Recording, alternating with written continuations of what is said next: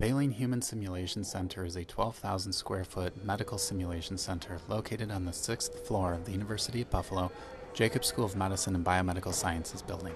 There is an operating room, a pharmacy, a home care room, and 8 simulation rooms of the same size that can be made to look like an emergency medicine bay, an ICU bay, or a med-surg floor.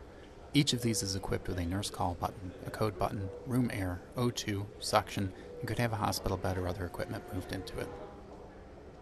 Task trainers focus on a specific set of skills ranging from airway management, lumbar puncture, to central line placement. Ultrasound imaging is a valuable tool for health professions. Here we have ultrasound-capable simulators, as well as clinical ultrasound devices that we can also teach with on living people.